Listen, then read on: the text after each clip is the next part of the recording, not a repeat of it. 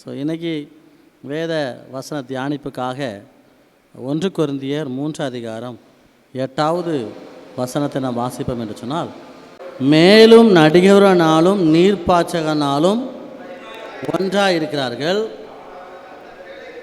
அவனவன் தன் தன் வேலைக்கு தக்கதாய் கூலியை பெறுவான்.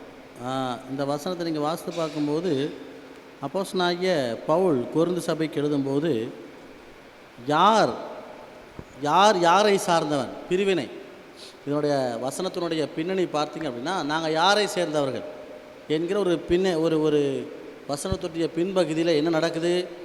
சிலவங்க சொல்கிறாங்க நாங்கள் பவுலை சேர்ந்தவர்கள், சிலவங்க சொல்கிறவங்க நாங்கள் அப்போலாவை சேர்ந்தவங்க. எல்லாருமே நாங்கள் இயேசு கிறிஸ்துவை ஏற்றுக்கிட்டோம், ஆனால் எங்களுக்குள்ள கோஷ்டி முதல் இருக்குது.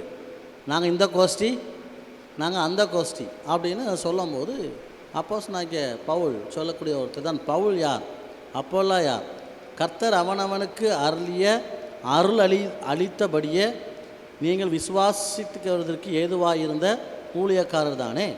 நான் நட்டேன், அப்போலோ நீர்ப்பாய்ச்சினான், தேவனே விளைய செய்தார். அப்படி இருக்க நடிகர்னாலும் ஒன்றுமில்லை, நீர்ப்பாய்ச்சகனாலும் ஒன்றுமில்லை, விளைய செய்கிற தேவனாலே எல்லாம் ஆகும். 8வது வசனம், மேலும் நடிகிறவனும் நீர்ப்பாய்ச்சுகிறவனும் ஒன்றாயிருக்கிறார்கள். நடுகிறவனும் நீர்ப்பாய்ச்சுகிறவனும் ஒன்றாயிருக்கிறார்கள். அதுக்கப்புறம் அவன் தன் தன் வேலைக்கு தக்கதாய். இன்றைக்கி நான் எடுத்துக்கொண்டதான ஒரு முக்கிய வசன பகுதி என்ன அப்படின்னா, கூலியை பெறுவான். கூலியை பெறுவான். நம்ம வேலை செஞ்சோம், நடுகிறவனும் நீர்ப்பாய்ச்சனும் ஒன்றா தான் இருக்கிறாங்க. நீ கம்பேர் பண்ணாத. வேலையை செய்கிறது நான் தான். ஒருவேளை நீ தண்ணி ஊற்றுவ, நீ உரம் போடுவ, நீ களை எடுப்ப, ஆனால் அதில் ஃப்ரூட் வர வைக்கிறதும் ஏன் வேலை? தேவன் சொல்கிறார். அப்போ நடுகிறவனும் நீர்ப்பாய்ச்சவனும் ஒன்றாக இருக்கிறாங்க. ஆனால் அவங்க பார்த்த வேலைக்கு ஏற்ற கூலியை நான் என்ன செய்வேன் சொல்லுங்கள். வசனம் என்ன சொல்லப்பட்டிருக்கு? அவனவன் தன் தன் வேலைக்கு தக்கதாய் கூலியை பெறுவான். அவனவன் தன் தன் வேலைக்கு தக்கதாய் கூலியை பெறுவான்.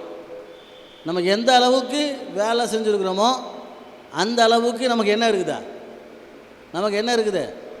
சம்பளம் இருக்குது. ஆமாம், பார்க்குறதுக்கு சம்பளம் இல்லாத மாதிரி இருக்கும். ஆனால் நம்ம செய்கிற ஒவ்வொரு வேலைக்கும், ஆண்டவருக்காக நான் படுகிற ஒவ்வொரு பிரயாசத்துக்கும் ஆண்டவர் என்ன வச்சுருக்காரு? கூலி வச்சுருக்கிறார், சம்பளம் வச்சுருக்கிறார். அவர் பொய் சொல்லுறதுக்கு மனுஷனோ மனம் மாறுவதற்கு மனுப்புத்திரனோ அல்ல. அவர் சொல்லியும் செய்யாது இருப்பாரோ? ஒருவேளை உலகளாவிய காரியத்தை நான் செய்கிற ஒரு ஊழியத்திற்கோ, நான் செய்கிற ஆண்டவருடைய ஊழியத்துக்கோ ஏதோ நிறையா சம்பளமோ காசோ என் கையில் கிடைக்காமல் இருக்கலாம். என் கையில் அவங்க பார்க்குற 15,000 20,000 என் கையில் வராமல் இருக்கலாம். ஆனால் வசனம் தெளிவாக சொல்லப்பட்டிருக்கு, ஆண்டவர் எனக்கு தார ஊழியத்தை, வேலையை நான் சரியாக செய்வேன் என்று சொன்னால் அவன் இல்லைன்னா நான் செஞ்ச வேலைக்கு தக்கதா என்னத்தை பெறுவேனா? சொல்லுங்கள். நல்ல வசனம் சொல்லப்பட்டிருக்கு. அவனுக்கு கூலி உண்டு அப்படின்னு வசனம் சொல்லப்படலை. அவனுக்கு என்ன உண்டு? கூலி உண்டு அப்படின்னு சொல்லப்படலை. அவன் வேலைக்கு தக்கதா. ரொம்ப ரொம்ப முக்கியம். அவன் வேலைக்கு தக்கதா. he shall receive his wages. யாருக்கு அந்த வேஜஸ் கிடைக்கும்? அவன் செஞ்ச வேலைக்கு தக்கதா. இந்த வசனத்தை அண்டர்லைன் பண்ணியிருந்தேன். நான் ஆண்டவர் எனக்கு கொடுக்குற பொறுப்பாக இருக்கட்டும், ஆண்டவர் எனக்கு கொடுக்குற காரியமாக இருக்கட்டும், நான் உண்மையுள்ள உக்கிரானக்காரனாய் நான் வேலை செஞ்சேன் என்று சொன்னால் அதற்கான கூலியை என் தேவன் எனக்கு என்ன செய்வார்? எனக்கு தருவார். அவர் தராமல் இருக்க மாட்டார். கண்டிப்பாக எனக்கு கிடைக்கும். நான் செஞ்ச வேலைக்கு தக்கதான கூலி கிடைக்கும். இன்றைக்கி யாராவது பார்க்காம இருக்கலாம். சரி, there are many works we do. சில வேலைகள் நம்ம கேம்பஸில் நிறையா வேலைகள் யாரும் சொல்லி செய்வோம், சொல்லாமல் செய்வோம், நிறைய வேலைகள் நம்ம செய்வோம். ஆனால் இதுக்கு எல்லாத்துக்கும் பின்னணியில் ஒன்று எல்லாம் வச்சு ஆண்டவர் தன்னுடைய கணக்கு புத்தகத்தில் வச்சுருக்காரு. அதற்கான பிரதிபலனையும் கூலியையும் நமக்கு என்ன செய்வாராம்? தருகிற தேவனாக இருக்கார். இன்னொரு வசனத்தை கூட நீங்கள் வாசிப்பீங்கன்னு சொன்னால் வாசித்து பாருங்கள். லூக்கால் சுவிசேஷம் 10ஆம் அதிகாரம் 7வது வசனத்தை வாசித்து பாருங்கள். லூக்கால் சுவிசேஷம் 10ஆம் அதிகாரம் 7வது வசனம். ஆ ஆ ஆ வேலையால் தன் கூலிக்கு, இங்கேயும் கர்த்தருடைய ஊழியக்காரன் தான் சொல்லப்பட்டிருக்குது. இங்கேயும் கர்த்தருடைய ஊழியக்காரன் தான் ஆண்டவர் சொல்கிறாரு. நீ கர்த்தருடைய ஊழியத்தை நீ செஞ்ச என்று சொன்னால், அவங்க ஒருவேளை ஒரு கலசம் தண்ணீர் கொடுத்தா கூட அது நான் கொடுக்குற கூலி. அவங்க கொஞ்சோண்டு அரிசி தந்தா கூட அது நான் கொடுக்குற கூலி. சோமன்ற வீட்டில் ஒரு 5 முருங்கைக்காய் 2 கத்திரிக்காய் தருவாங்க. அது என்ன தான் சொல்லுங்கள் பார்க்கலாம், சொல்லுங்கள். நான் கொடுக்குற கூலி, ஆண்டவர் தர ஆசீர்வாதம், ஆண்டவர் தர ஆசை. அது என்ன 2 முருங்கைக்காய், இது என்ன பார்க்க அரிசி ரேஷன் அரிசி மாதிரி இருக்குது அப்படின்னு ஊழியக்காரன் அவன் கொடுக்குறத அவமதிப்பான்னு சொன்னால், அவன் கர்த்தர் கொடுக்குற கூலியை அவமதிப்பதற்கு சமானம். அப்போ நமக்கு தேவன் அந்தந்த கூலியை நியமித்து வைத்திருக்கிறார். இப்போ உங்களுக்கு ஒவ்வொருத்தருக்கும் சம்பளம் இருக்குது. சம்பளம்லாம் நாங்கள் தர மாட்டேன். சம்பளம் வசனத்தில் நீங்கள் ஊழியத்தை உண்மையாக செஞ்சீங்க அப்படின்னா உங்களுக்கு தக்க சம்பளம் கிடைக்கும். சோம்பேறிக்கு ஆண்டவர் அறுப்பில் என்ன கொடுக்க மாட்டார். சோம்பேறிக்கு அறுப்பில் என்ன கிடைக்காது, பிச்சை கூட கிடைக்காது. எதுக்கு சோம்பேறிக்கு அறுப்பில் பிச்சை கிடைக்காது அப்படின்னா, வசன நீதிமொழிகள் ஆக்கியோன் மிக தெளிவாக சொல்வார். சோம்பேறினுடைய வயல் வெளியாகவும் மதிகேடனுடைய திராட்சை தோட்டத்தின் வழியாகவும் நான் போக பார்த்தேன். அது முழுக்க காஞ்சேரியும் காட்டு செடி தான் நிறைஞ்சிருக்குது. வயல், திராட்சை தோட்டம் பேர் மட்டும் இருக்குது, பேர் மட்டும் இருக்குது. வயல்வெளி பேர் இருக்குது, திராட்சை தோட்டம். ஆனால் உள்ளே என்ன இருக்குது? திராட்சை தோட்டமும் கிடையாது, வயலும் கிடையாது. என்ன இருக்குது? காஞ்சேரிச்சு. நான் விதைக்காத, நான் நட்டாத, நான் எதிர்பார்க்காத நிறையா என் தோட்டத்தில் உட்காந்துருக்குது.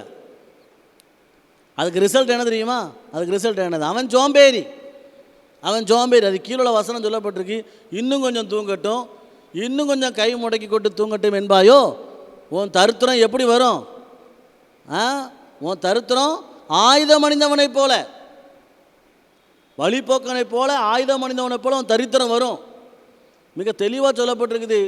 சோம்பேறி வயலை பார்த்தா ஈஸியாக கண்டுபிடிச்சிடலாம், அவன் கூலிக்கு பாத்திரவான் அல்ல. அவன் ஏன்னா விவசாயமே பண்ணலை. இவன் இவ்வளவும் பண்ணாமல் இருந்துட்டு அறுப்பு நாட்களில் எல்லாரும் அறுவடைக்கு போகும்போது இவன் அங்கே போய் என்ன கேட்குறான்? இவன் அங்கே போய் பிச்சை கேட்குறான். அவனுக்கு என்ன பண்ண மாட்டாங்க? பிச்சை கூட கிடைக்காது. ஏன் அப்படின்னா, உன் இஷ்டத்துக்கு. இன்னொரு வசனம் கூட இருக்குதுல்ல, சோம்பேறி குளிருகிறது என்று என்ன செய்ய மாட்டானா? காலையில் அறுக்கிறதுக்கோ உழுறதுக்கு போக மாட்டானா? யார் வேலைக்கு போக மாட்டா? சோம்பேறி குளிருகிறது என்று காலையிலே உழவுக்கு என்ன செய்ய மாட்டானா? போக மாட்டானா? எத்தனை பேர் காலையிலே வேலைக்கு வரும்போது ரொம்ப குளிராக இருக்கும். வசனம் நல்லா தெளிவாக வருது. சோம்பேறி குளிருகிறது என்று சொல்லி எங்கே போக மாட்டானா? உழுறதுக்கு போக மாட்டானா? ஆமாம், அவன் போக மாட்டானா. அதாவது இவன் நினச்சிக்கிட்டு இருக்கான், நான் எந்திக்கும் போது தான் சூரியன் என்ன செய்யணும்? உதிக்கணும். சிலவங்களுக்கு நினைப்பு அப்படி, நம்ம எந்திக்கும் போது சூரியன் உதிச்சா போதும். இவர் 9 மணிக்கு எந்திரிச்சா சூரியன் எத்தனை மணிக்கு தான் உதிக்கணும்? நல்லா இருக்குதே. சோம்பேறினுடைய நீதிமொழிகள் ஆக்குன்னு எறும்பிட்டு இருந்து கற்றுக்கிட்ட சொல்லுவார் பாருங்களேன். நீதிமொழிகள் 6ஆம் அதிகாரத்தில் இருக்குது. சோம்பேறியே நீ எவ்வளவு நேரம், நீதிமொழிகள் 6, எவ்வளவு நேரம் படுத்திருப்பாய் என்பாயோ. இன்னும் கொஞ்சம் தூங்கட்டும், இன்னும் கொஞ்சம். தூங்குறது பிரச்சனை கிடையாது. தூங்குறது நிறைய பேர் சர்ச்சை நல்லா தூங்குவாங்க. தூங்குறது பிரச்சனைன்னு சொல்லலை. எப்போ நீ எந்திப்ப? தூங்குறது பிரச்சனை கிடையாது. தூக்கம் எல்லா மனுஷனுக்குமே ரொம்ப முக்கியம். கரெக்டா? ஆண்டவர் கேட்காரு, சோம்பேறி நீ தூங்கிக்கிட்டே இருக்க அப்படி சொல்லலை, தூங்கிக்கிட்டே இருப்பேன்னு சொல்லலை. நீ எப்போ? சோம்பேறினுடைய மிகப்பெரிய ஒரு பிரச்சனை என்ன தெரியுமா? காலையில் எந்திக்கிறது தான் பிரச்சனை. தூங்குறது படுத்துருவாங்க, ஆனால் எந்திக்கிறது ரொம்ப எப்படி இருக்குமா? கஷ்டமாக இருக்குமா? ரொம்ப கஷ்டமாக இருக்குமா?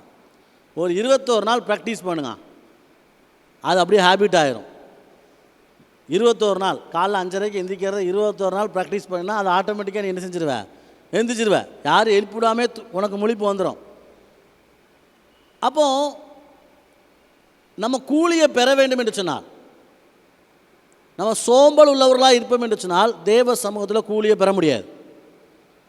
ஊழியத்தில் சோம்பல் உள்ள ஊழியக்காரனுக்கு சர்ச்சுக்கு போனாலே தெரிஞ்சும் ஒரு ஆத்மா இருக்காது, விசுவாசி இருக்காது. சோம்பல் உள்ளவர்களுக்கு தேவன் கூலியை கொடுக்க மாட்டார். தன்னுடைய ஊழியத்துக்கு அழைக்கும் போதும் சோம்பல் உள்ளவர்களை தேவன் ஊழியத்துக்கு அழைக்கலை. சீசர்களெல்லாம் ஆண்டவர் அழைச்சார். முக்கால்வாசி எல்லாரும் எதில் தான் இருந்தாங்க, ஜாப்பில் இருக்கவங்கள தான் கூப்பிட்டாரு. வேலைக்கு போகலையா, சரி வா ஊழியத்துக்க. ஃபெயில் ஆகிட்டியா, சரி வா ஊழியத்துக்க. அப்படி ஆண்டவர் கூப்பிடல.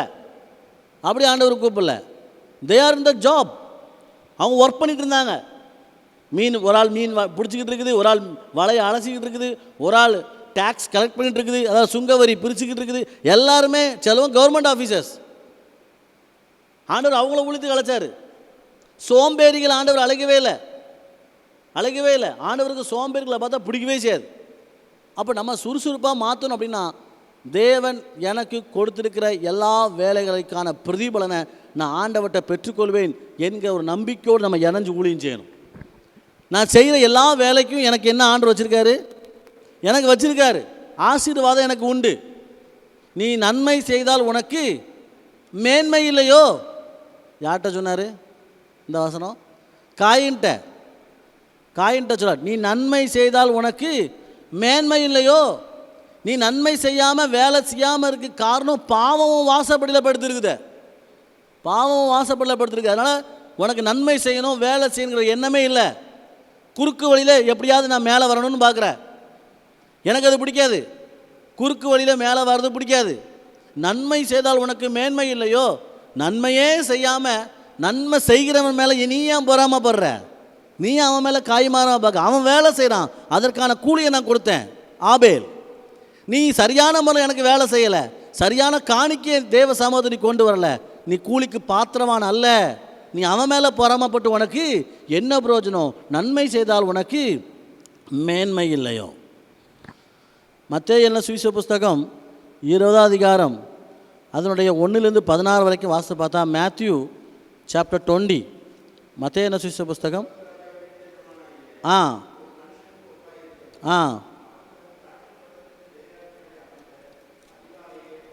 அதிகாலையிலே புறப்பட்டான்.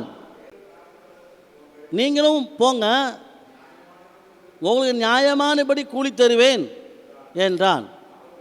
அவர்களும், நல்லா பார்த்துக்கோங்க, வேலை செஞ்சால் என்ன தருவேன்? ஆண்டவர் சொல்கிறாரா இல்லையா? வேலை செஞ்சால் நான் கூலி தருவேன். ஒருத்தனுக்கு அதிகாலையிலே ஜாப் கொடுத்தாச்சு, அவனுக்கு கூலி பேசியாச்சு.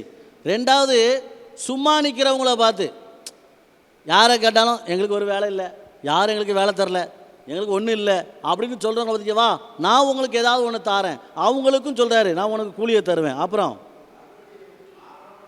6ஆம் மணி வேளையிலும் அப்படியே 6ஆம் மணி வேளையிலையும் கொஞ்சம் நபர்கள் இன்னும் வேலைக்கு போகாமல் உட்காந்துருக்குறாங்க, சும்மா வெட்டியாக இருக்கிறாங்க. அவங்கள பார்த்து சொல்ல, நீங்கள் போங்க, நான் உங்களுக்கு என்ன தருவேன்?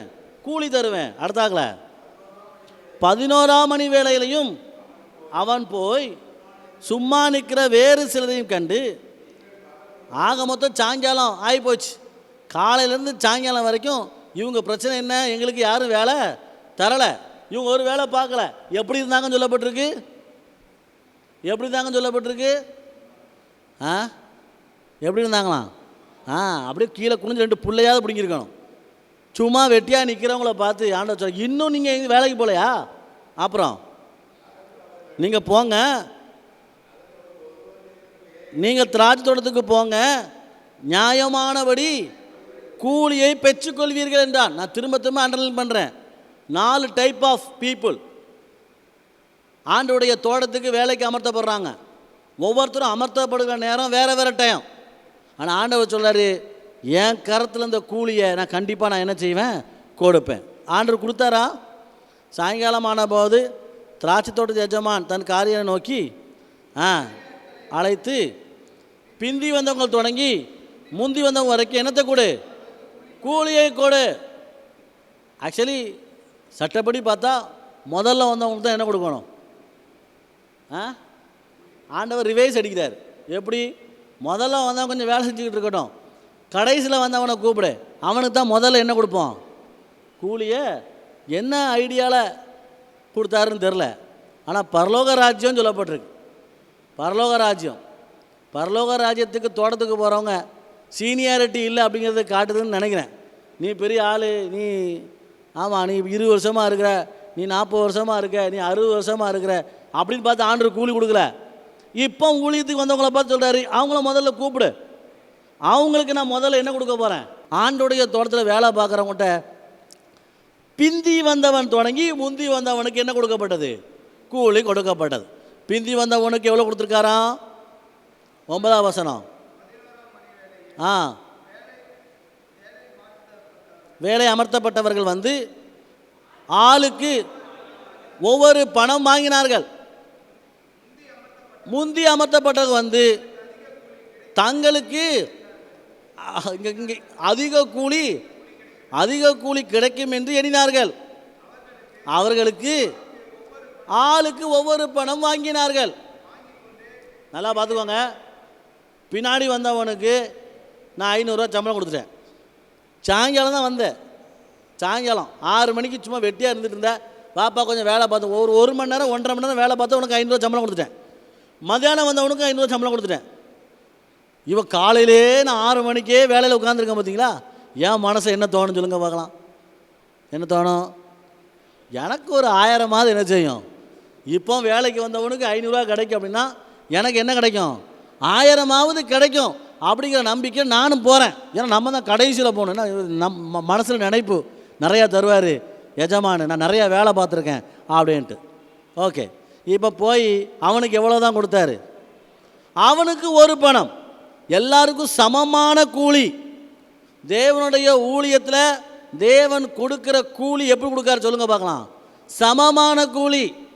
There is no senior, there is no junior. உயர்ந்தவன் தாழ்ந்தவன், நீ பெரியவன் நீ சின்னவன், அதெல்லாம் பரலோக ராஜ்யத்தில் என்ன செய்ய சொல்லுங்க பார்க்கலாம்? செல்லாது என்பதை கர்த்தர் நிரூபிக்கிறான். அவன் வேலைக்கு தக்கதான கூலியை பெறுவான். அவன் நியமித்திருக்கிற கூலியில் நம்ம உண்மையோடு செய்வோம் என்று சொன்னான். 30 வருஷம் செஞ்சேன் அப்படி கிடையாது.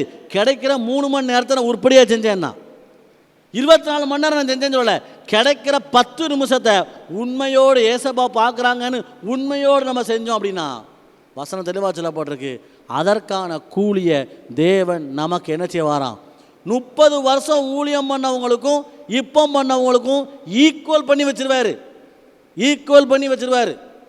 இத்தனை வருஷமாக நான் இருந்தேனே அப்படிங்கிறவனுக்கும் இப்போ தானே வருது, நான் ஃபஸ்ட் இயர் தானே அப்படின்னு சொல்கிற உங்களையும் 30 வருஷமாக ஊழியம் செய்கிறவங்களையும் தேவனிடத்துலேருந்து பெறுகிற ஆசீர்வாதத்தை எப்படி வச்சுருவாராம்? நம்ம கரெக்டாக ஊழியம் செஞ்சால் அதை ஈக்குவலாக பண்ணி வச்சுருவாராம். அதுதான் அவருடைய. இப்போ நான் சும்மா இருப்பேனா வாங்கினவன் என்ன சொல்லுங்க. 12வது வருஷம் பிந்த வந்தவர்களாகி இவர்கள் 1 மணி நேரம் மாத்திரம் வேலை செய்தார்கள். எவ்வளோ நேரம்? அவங்க 1 மணி நேரம் தான் வேலை செஞ்சுருக்காங்க. இவனுடைய கம்பேரிசனை பாருங்கள். எவ்வளோ ரூபா சிலரும் காசு ரொம்ப முக்கியம். காசு தானே ஒருத்தனை எடையே போடும் இல்லையா? காசு தான் ஒரு மனுஷனை தீர்மானிக்கும். காசு தான் அவனை எங்கே கொண்டு வைக்கணும்னு தீர்மானிக்குது. இவன் காசு வாங்கின உடனே அடுத்த செகண்டு அவனுடைய வேலை நேரத்தை வச்சு டைம் பார்த்துட்டான். அப்போ பார்த்துட்டே இருந்திருக்கான்.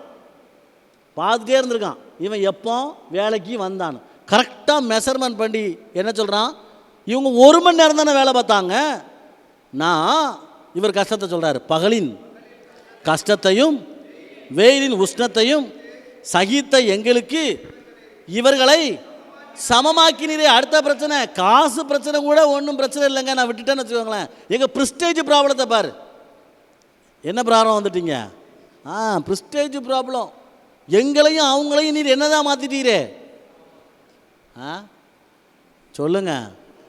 ஆண்டோடைய ஊழியத்தில் அப்படிலாம் கிடையாதுங்க. ஆண்டோடைய ஊழியத்தில் அப்படிலாம் கிடையாது. தெளிவாக சொல்லிட்டாரு பாருங்க. சமமாக்கிட்டீரே என்றார். அடுத்தாக்கல